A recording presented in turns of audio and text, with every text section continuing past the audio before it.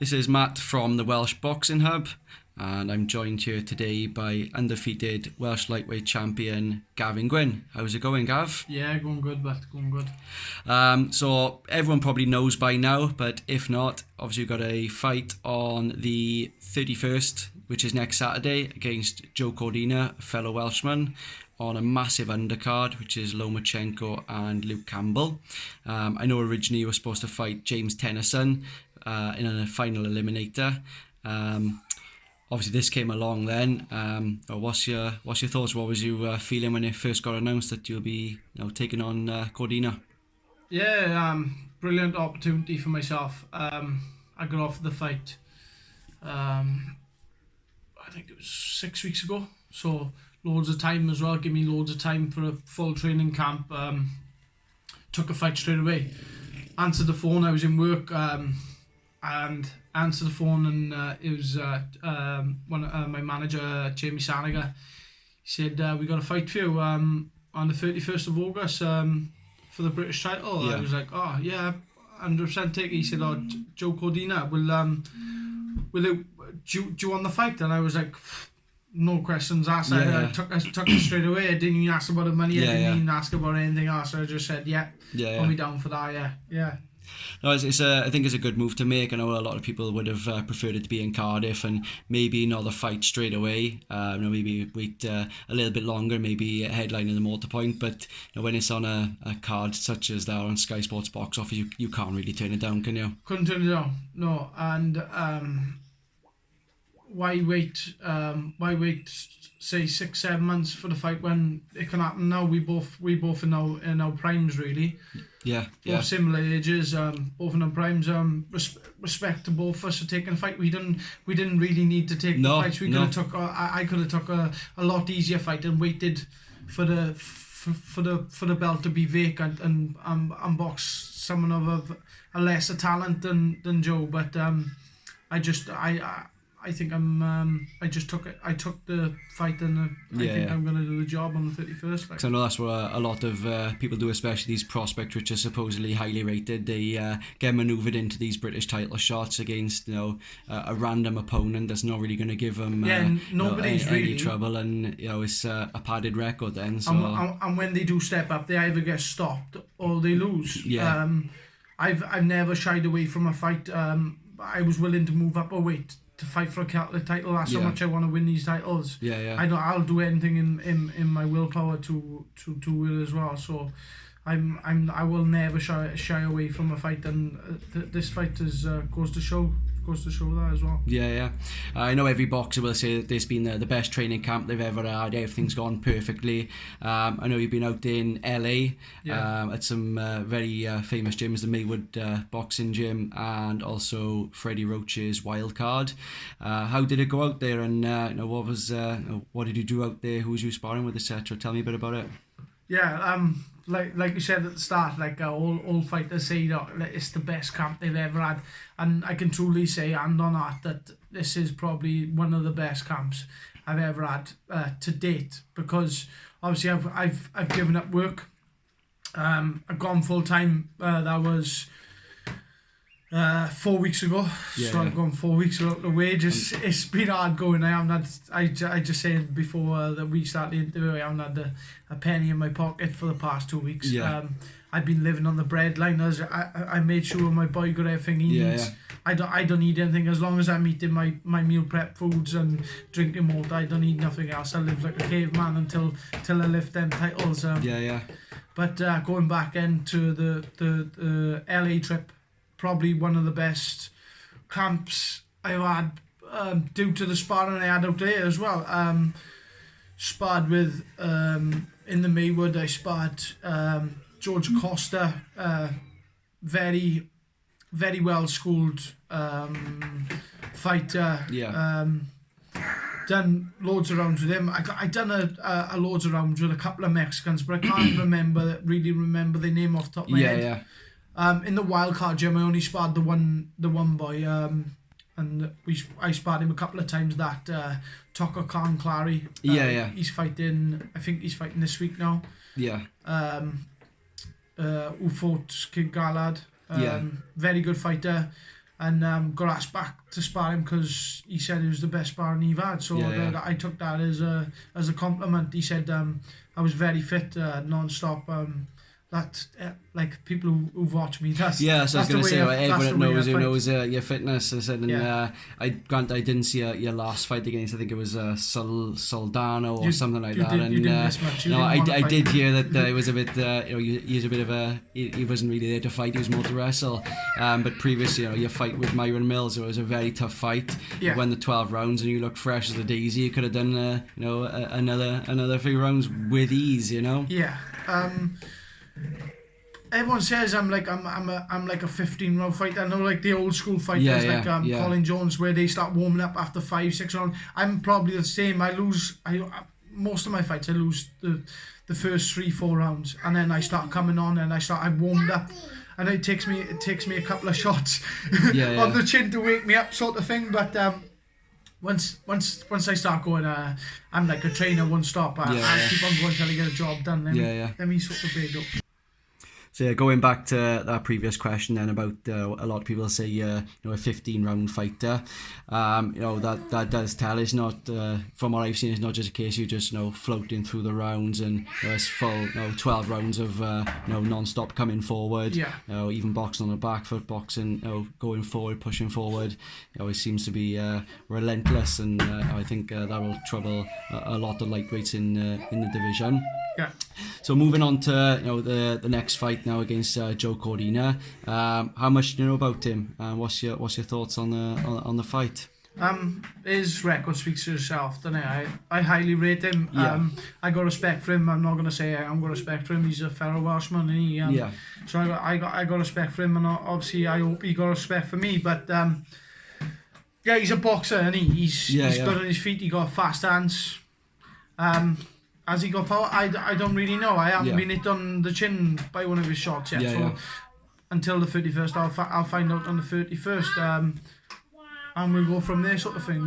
Because he's got a few stoppages on his record, most recently against Andy Townend. When he has stepped up, he has seemed to perform. So it is obviously, no doubt, it's going to be the toughest fight of your career. Of course, But I'm sure it's nothing you haven't seen in the gym before, especially sparring regularly with the likes of former world champion Lee Selby as well. It's not even that. It's when I'm sparring top quality fighters every week, week in, week out. I'm always getting better of them. I very rarely lose a round in the gym. I know that sounds a bit big-headed, but I don't. So I can't see him bringing anything that I haven't seen before myself either. I know. I've seen interviews with him saying that he've had over 180 amateur fights and whatever. I know that, and I respect that. But they know me. They haven't got the heart and the determination and the fitness that I got. I can see myself winning on a wide points victory. After 12 rounds. So you've made, like you said yourself earlier, so many sacrifices. Obviously, it's your first time training as a full-time professional, rather than working a 10-hour shift and then having to go to the gym. And then so you've made the sacrifices. To do everything you can to win the fight. Yeah, I've given myself. I've given myself the quality of training like most people. Would love really to go full time, but it's obviously with family life and house to pay for, kid to pay for. I had to work at the end of the day. When I first started off my career, there wasn't enough money in it to just give up work and start paying these bills and having what I wanted, sort of thing, on from boxing, because. Anyone would tell you when they first turn pro, it's no money, and like the first 2 years I didn't earn a penny. I was probably out of pocket. Yeah, and it's a public perception. As soon as you turn pro, you're a millionaire, and obviously we know that that's far from the case. And you've got to keep plugging away to get these fights, and this could be a life-changing fight for you, and depending on the result, this could really change your life. And I think even from here, you're going to be getting a lot of big fights, whichever way it goes on the 31st. I'm only thinking of one thing, and that's a win on the 31st. I want to ensure, obviously, my son's future. That's all I'm thinking about. I'm myself as well. I want to win the British title, but I know how much will come after it, and of course. He won't have to struggle like I've struggled later down in his life. He can have anything he wants, and that's all down from my hard work, sort of thing. No, exactly. You've got a young family, and obviously you only want what's best. So these big fights, they do make all the difference. So moving on, I've got a couple of questions from the fans I put up on our Instagram and Twitter earlier. Yeah, that's fine. So a few questions. So first one here is, how did you get into boxing? Like getting punched in the face? It was just one of them things as a kid. You do all different sports, like football, rugby. It was just one of them things. A couple of us, we went up the boxing gym. I think I was 11 or 12. Just walked in there, trained for like a couple of weeks. Went to rugby and then went back, sort of thing. Just went back and forth all the time. I've always liked fighting sort of thing, but I was never a fighter on the street though. Never one for picking fights, or I'd shy away more than anything from a fight. But just one of them random things as you do as a kid. Just walked into the boxing gym and started training. That's it. So how did you find the transition from amateur to pro? Do you think you're more suited to the pro ranks? I know it's been a few years now, and you're embedded in the pro ranks now, so you're probably used to it. How did you find the transition over? I had more of a pro style anyway. I can remember when I was down on the Welsh team, Colin Jones telling me that I'd be more suited to the longer rounds, because I can remember sparring down there, and then I'd start finding my feet and start finding my rhythm after 3 or 4 rounds. So he said to me down there, he said, oh, you'll be an ideal 12 round fighter. Some people, I think, you think they've had a stellar amateur career, they turn pro and they struggle. I'm not going to mention any names, but there's been quite a few standout amateurs, and that haven't really made her in the pro ranks. That's that question. Next one, who's your favourite fighter of all time? Johnny Tapia. Yeah, I get asked this a lot. I get asked this a lot. I remember seeing. I've asked that now, but I remember from the Eat, Sleep, Box and Repeat. When I think it was Sean came down, wasn't it? He asked that question. What's your favourite fight of all time, or is there any particular fights you like looking back on and rewatching? I like the Turgati Ward. Is it the first? It was the first fight. I loved that fight. I want to be in fights involved garlic. Like me and the Mills fight was a good fight to watch. A fantastic fight that was. But someone who punches me back as well will be a bit better, I think. I love watching fights like garlic. And actually saying that, the first Gavin Rees and Gary Buckland fight, I was there, I watched it live, and I can remember my missus telling me, asking me actually, she said, oh, will you be able to go to the bar and give me a drink? I said, no chance. I'm not missing this. Like, every second was action packed. That fight to watch live was I wasn't there for that one, but no, you've been watching it back, and it was supposed to be a phenomenal fight, and brilliant. Rolling back the years there. And two Welshmen, so if me and Joe can put on a performance like that, I think we'll do Wales proud, sort of thing. I know it's got off subject of it, but going back to that now, I think it's going to be an excellent fight. It's one I'm really looking forward to. I know it's a stacked card from top to bottom, but this, it's going to be a very good advertisement for Welsh boxing. It is on the up. There's more and more cards coming every year. I'm looking forward to it. So next question is, let me have a look here.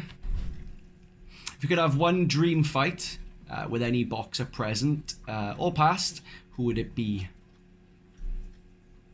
I think I'd win, or don't matter. Just for that, the event, not even like the money side of it. Just for someone's style or the name or the stature. Really, what would be a dream fight for you? Hypothetically, Barrera. Yeah, because I can imagine me and him going at it for 12 rounds. All out war. Can you imagine that? It'd be ridiculous, like. I gotta say, our fight, I think it'd be class. Like, yeah. 1 year from your stablemate Jordan Withers, who was asked, is it true that he made the breakfast every morning in LA? No, that's not true. I looked after him. I was like a father figure out there. One morning, we come back from the gym. He put his washing in the washing basket. And I said, Jordan, what are you doing? He said, normally when I put my washing in a washing basket, it comes in the next morning, it comes back and it's in my wardrobe. That was a big hint then.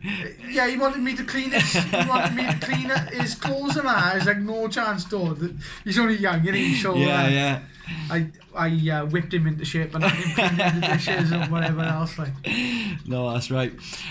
Just the last one then before I leave you get on with your evening. Yeah. Obviously, we've already covered how important it was for you to train full time on this camp to give you the best possible chance of securing that victory and bringing those 2 belts back to the Valleys with you. I know you've got a lot of sponsors on board that have made it possible for you to go full time on this camp. And would you just like to give them a shout out and hopefully you get a general bit of interest for those sponsors? Yeah, obviously I'm winning one of the sponsors, Empire Pro Tape, newly found ambassador. Found out when I was out in LA. Yeah, I did. Yes, good, big news again. Then sent me an email. So I got from the start. I got Crosscheck Clothing, Nelson Pizza, Osman Sports Treatment, Pro Trade Wales or Pro Trade South Wales, Clean Bite does all my food. Lidster's Fishing Supplies, Mig Glam Folk Truck Training Services, Dario Security, Bayside Estate Agents, G-Force Telecoms, Gwent Motor Company. Obviously, they give me a car.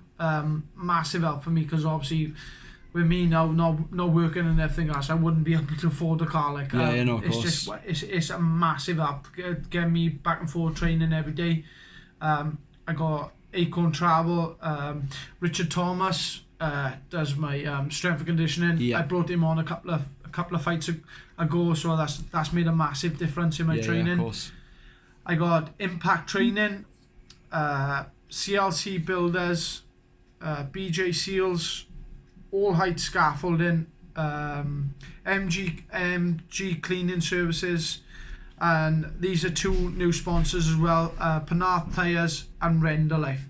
Like, I know it sounds a lot of sponsors, but they all make a massive difference to me and like ensuring that I've gone full time now this camp and all my bills are paid and obviously all my medical bills they were up as well for this camp, so I was lucky I've had the few new sponsors come on board because I probably wouldn't have been able to afford to fight this camp because I haven't had no money income or nothing for say 4 or 5 weeks now, so it's been hard, but hopefully the sacrifices I make now on the 31st be all worth it. Like. Yeah, so, people don't realise the importance of sponsors, and not everyone can turn pro, which is a former Olympian and get sponsored by JD and Adidas, etc. And of course, yeah, but in their own right, they deserve it. They went to the Olympics, so they deserve all that sponsorship and everything. So it's just I worked my way from obviously the small old shows. Yeah, of course. But then going to London, I got to pinch myself on times. Like it's 20,000 people next Saturday and walking up to 20,000 people. I think about it now. I think, oh my god, like, but I just got to keep a cool head and obviously I got to focus on the job in hand first. Yeah. No, it's exciting. Again, can't wait for the card. Yeah. Just want to thank you for your time. I know you're just coming to the end of your training camp now and be heading up to London on Tuesday, was it? No, I'm going up on the Wednesday. On Wednesday. Yeah. I'm not. I don't think I'm allowed to say where the open workout is yet until obviously Sky and. I know at I tweeted Matchroom earlier, and they said they're going to do an announcement now at the end of the week. So for the viewers that are watching, stay tuned. Keep an eye on Instagram. I'm sure it'll be everywhere about the announcement of the public workout. I think they're doing another final press conference with a face-to-face on the Thursday. And obviously the weigh-in then is getting open to the public. But thanks very much for your time, Gav, and all the best for the 31st. Can I give a quick shout out? Of course. Everyone has supported me on Facebook, and everyone have bought tickets in the past as well. And obviously, I wasn't given tickets to this one, but obviously the ones who bought tickets and managed to get tickets, who's travelling all the way up to London, I can't thank everyone enough. And the ones who's going to be watching at home on the telly, thank you very much for all the support. So, great stuff. Thank you very much, Gav. Cheers.